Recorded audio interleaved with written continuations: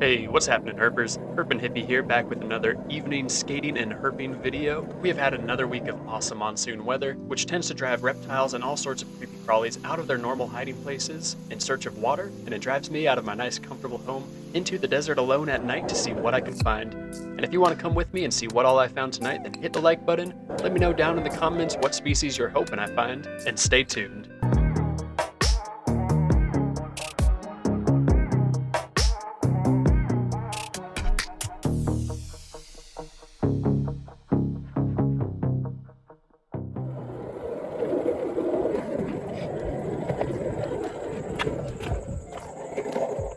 So I didn't find any reptiles out on the road tonight on my way to the desert, but this is a really good sign. I just got into the desert and I was looking for a bush to store my skateboard and helmet in, and I noticed this little fragment of shed skin. There's really no telling how old it is, but from what I've seen, they don't tend to last very long in the desert and just get eaten up by the elements, so hopefully that means that there was a snake in the area not too long ago. Because it is such a small fragment, I can't tell exactly what it's from. It's definitely not from a rattlesnake. I don't think it's from a gopher snake. My first guess might be a king snake, but if you think you recognize the scale pattern, make sure to let me know down in the comments what type of snake you think left this shed. And now with my gear stowed, I can get to looking for the snake that left that skin behind. Now I normally really like areas like this. I'm at the bottom of a wash right now, and I should warn you that especially during monsoon season, you need to be paying a lot of attention to the weather, and not necessarily just the weather where you currently are, because these dry wash beds can fill with rushing water quicker than you can say I found a rattlesnake. At this point, there's not a cloud in the sky, and most of the lightning in the distance has stopped, but I still think I'm going to work on getting out of this wash, because where this wash met the road, I could see a lot of evidence of, it looks like, trailers or tractors coming in and out. They may have been clearing some debris from the storm earlier in the day, I don't know, but either way, because of all the rain we got today, I can tell all the evidence of human activity in the area is fresh, and that tends to scare reptiles away, so I'm going to get out of this wash and start walking more towards the foothills of the mountains that I'm near. And on my way there, I'm being real careful that when I step next to any of these rocks, I'm keeping an eye out for anything that could be hiding under them. I'm also trying to remember to look up, because sometimes when the weather gets rainy, the rattlesnakes know that they don't want to be in a low space that can fill up quickly with water in the desert. And I have talked to other herpers that swear they find more rattlesnakes up higher in bushes when there's rainy weather. I personally haven't had this experience yet, but I've heard enough other herpers talk about it that I've started trying to remember to look up into the bushes a little bit more, especially on rainy days like today.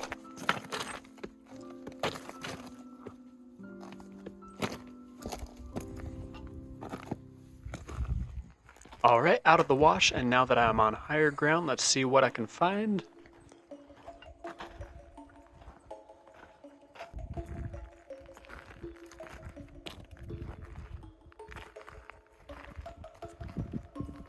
Oh, I see something. Nope. I saw something long and skinny. Wasn't what I was looking for, though. Crikey, I got one, but I reckon she's a little small, so I'll throw this one back. Yeet. And sorry about the bad Steve Irwin impression. I think I succumbed to a little bit of desert madness there for a second. But back to looking for rattlesnakes, and oh my god! I'm sorry. That little panic dance you just saw me do was not caused by stepping on a rattlesnake, but rather walking through a big spider web. It just caught me off guard, and I could tell I was bumping into something. Oof. Got the heebie-jeebies now. Am I covered in baby spiders? I don't know if you can see, but I got goosebumps. I don't think I've got baby spiders on me. And it looks like this was the culprit, or at least the spider whose web I just destroyed. I'm real sorry about that, bud. The pattern on this spider's abdomen looks similar to some crab spiders that we have in the area, but crab spiders are sit-and-wait predators, kind of like rattlesnakes, where they just sit and wait for the prey to come to them, and will just jump out and catch it. Crab spiders can spin silk, but they don't really do it for catching food, and mostly use it for a method of travel called ballooning. So, because crab spiders don't really make big webs, and I just walked through a big web that got all over my legs, so I don't think this is a crab spider. I think this is some variety of desert orb weaving spider, but I'm not 100% sure on that, so if you recognize this species, let us know down in the comments. I'll be looking for a positive ID, so if you know what this spider is, let me know in the comments down below, and I'll make sure to pin it. Okay, spider detour over, and back to looking for reptiles and amphibians.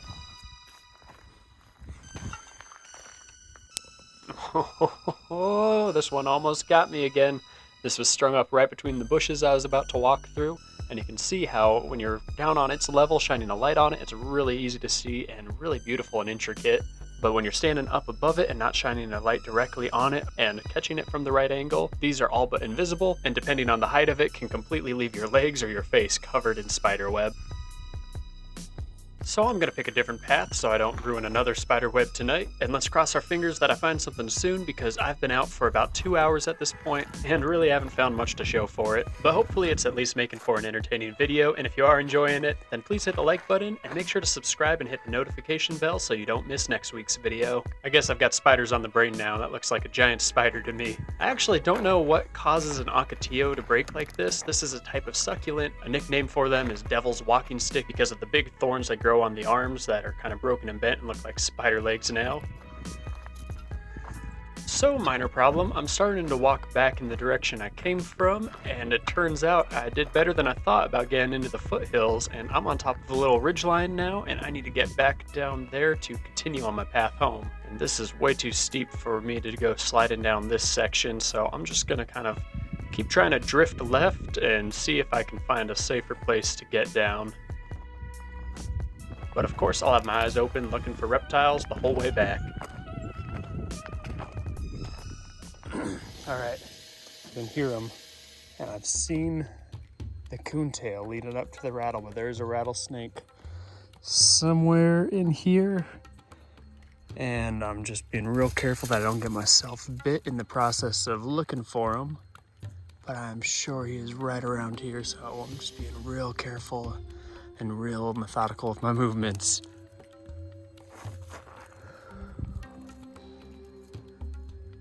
Whew, oh man, you should have seen him. Biggest rattlesnake of my life. He was 14 feet long and was spitting venom from both of his heads. Nah, I'm just joking around, of course. No, I looked all around that bush, paced around it for probably 12 or more minutes, and eventually I stopped hearing the rattling altogether, and I figured he must have disappeared into some hole underneath that bush or found himself a place where he knew I wasn't seeing him and decided to stay quiet. I don't know if that counts as finding a rattlesnake tonight. I definitely heard the rattlesnake. I'm 99% sure I saw a little bit of his coontail disappearing into that bush. I don't know. Let me know in the comments if you count that as a clean herpin find or not. I think I'll categorize that as a constellation rattlesnake find.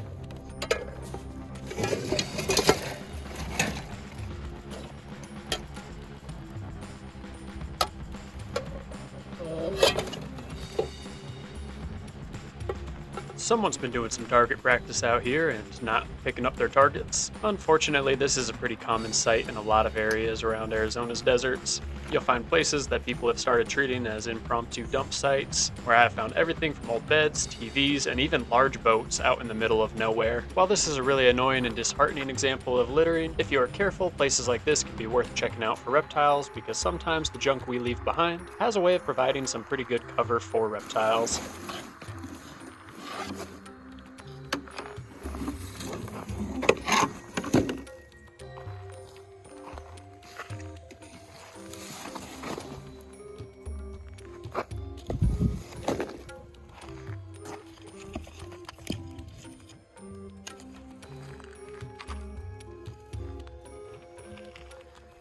Alright, so I'm pretty surprised. I just found this big desert hairy without even having my black light out. I had just the regular flashlight out. He is so big that I did not need the black light, but I'm still gonna pull that out because he's gonna look twice as cool under the black light. So I just fished the black light out of my backpack and I went back and he was gone. That was exactly where he was. I freaked out.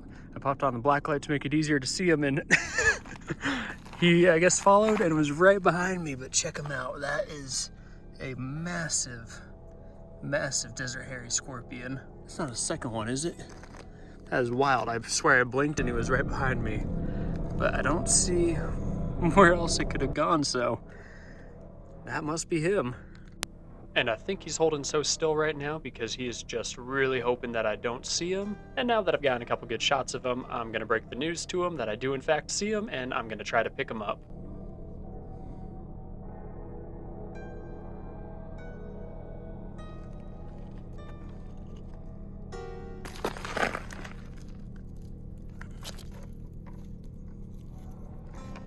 That's right, and oh, I got him! And I'm gonna just keep going hand over hand with him. I'm trying to tire him out so he'll hold still and I can get some more good shots holding him. But this is a desert hairy scorpion, so I'm not very concerned about him stinging me. You can tell that he has no interest in stinging me. He would have done it by now if he wanted to.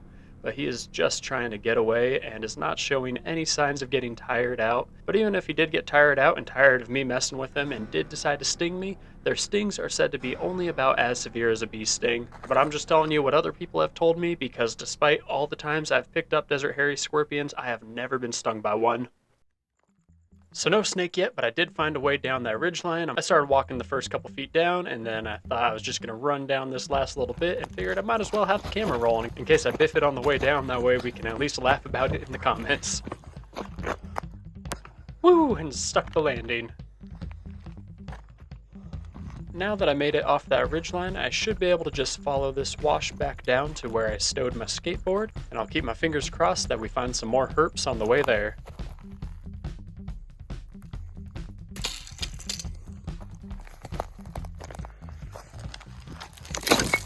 Whew! Stuck the landing again. I should be getting really close to where I stored my stuff now.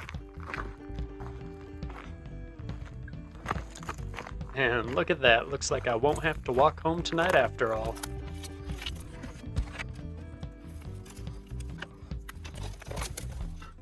Well, it was getting pretty late and I thought we had found everything we were going to find tonight. Then when I was almost back to the road, I found this little guy. I'm pretty sure this cutie is a red spotted toad because he has all those little red spots on his back. They aren't the only toad in Arizona that has red spots, but they are one of the most widespread toads in Arizona. You can find them across pretty much the entire state, but there is at least one other species in Arizona that also has red spots, the Mexican spadefoot toad. But you can easily tell the difference between the species because Mexican spadefoot toads are missing the parotid glands, those big bulges behind the eyes that are actually poison glands that this red spotted toad has. That does mean that if I or your dog were to decide to eat this toad, we would get very sick, but we would most likely survive as their poison isn't the most severe out there, and they're much smaller than the Sonoran desert toads that are more known for causing issues when pets get a hold of them. See you later, buddy. Anyway, that was everything I found tonight. Thank you so much for watching this week's video. I hope you enjoyed it and might have learned something new. If you did, let me know down in the comments. And if you have any questions, let me know what questions you have too. I do the best I can to answer as many comments as possible, so I hope I see you down there. And as always, if you enjoyed this week's video, please hit the like button, and if you don't want to miss next week's video, make sure to hit that notification bell too, because for whatever reason my videos haven't been showing up in my subscribers' feeds, and hitting that notification bell should make sure that that happens. And you don't want to miss the videos that I've got coming up, because I've got some enclosure upgrades coming to my boa constrictor and my red tegu. Anyway, thank you so much for watching. I hope you have a fantastic rest of your week. I hope you don't step on any scorpions minding their own business, but most of all, I hope that you just keep herping.